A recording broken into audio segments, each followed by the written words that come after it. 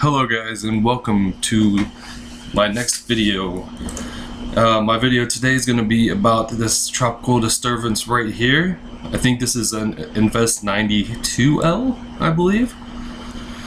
Anyways, a broad area of low pressure accompanied by cloudiness and showers centered over the Yucatan Peninsula is forecast to move westward over the southern Bay of Campeche during the weekend. Some gradual development of this system is possible through early next week as long as it remains over open water.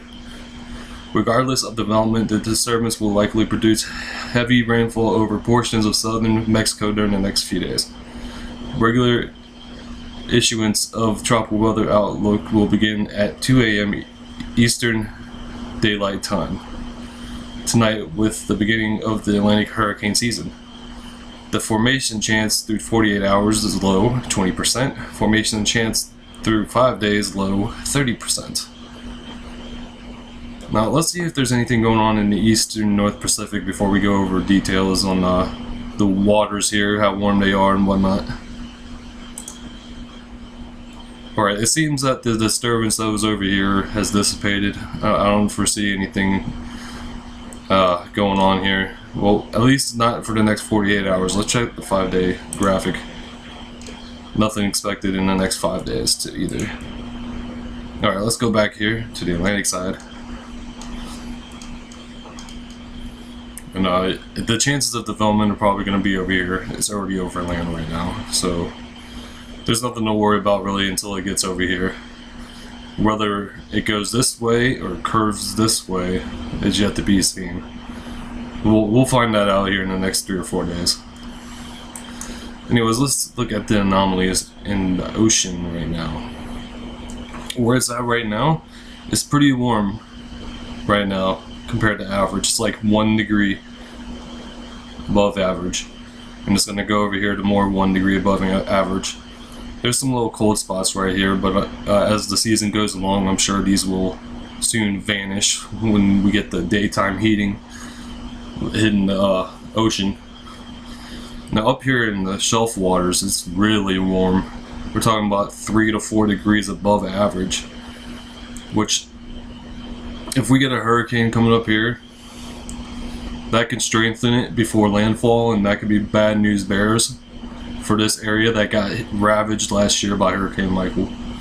We don't want another one of those. It's also the degrees above average is pretty hot around here too. We even got some 4 to 5 degrees Celsius temperature differences here. The rest of the main development region is looking good, about 1 degree. It looks like it's starting to warm up a little bit to 1.5 if you look closely. And in this area is where we need to watch out for, as like August, September, October is where the storm starts to develop this way. June and July is like, June and July are right here. This is where the main development of tropical storms and hurricanes happen in June and July. The Caribbean and the Gulf of Mexico. Alright, let's take a look at the temperatures all around the world for the oceans. It's really warm over here. We got like 31, 32, 33s all pocketed in here.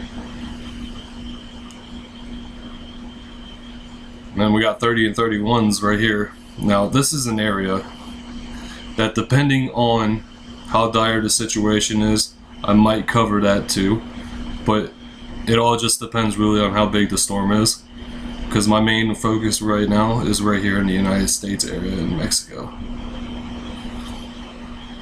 Alright, the equatorial Pacific, it looks like it's starting to cool down a little bit. 27s, 28s. Not too long ago these were looking like 29, 30s, but now it's starting to taper off. El Nino is dying, so that's always a good thing. We want to see this. No, actually no, that's not a good thing. We want it to be warm so it will affect the hurricane season over here with wind shear and everything else. But what about the equatorial Atlantic? 29 degrees Celsius. That's plenty warm. And all of this is going to start coming this way and up as when we get going here with summer and what have you. But right here, where the storm is trying to form, the temperatures are like 28 degrees Celsius, which is definitely good enough to sustain tropical development.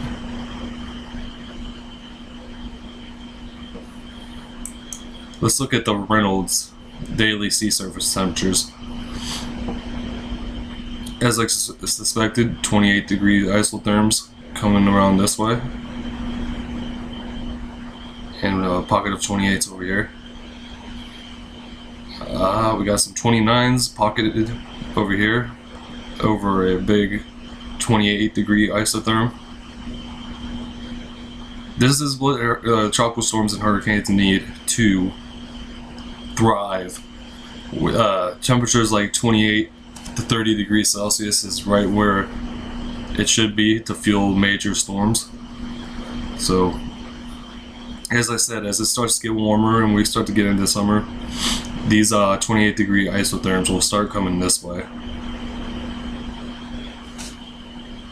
And again, that fuels the storms.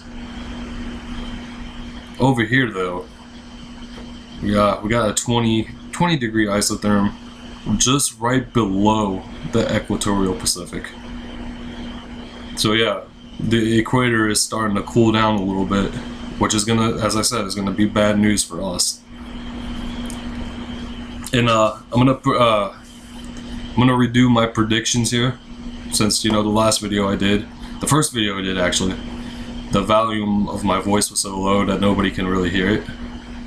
So this is my predictions, and I think I'm gonna up them up a little bit.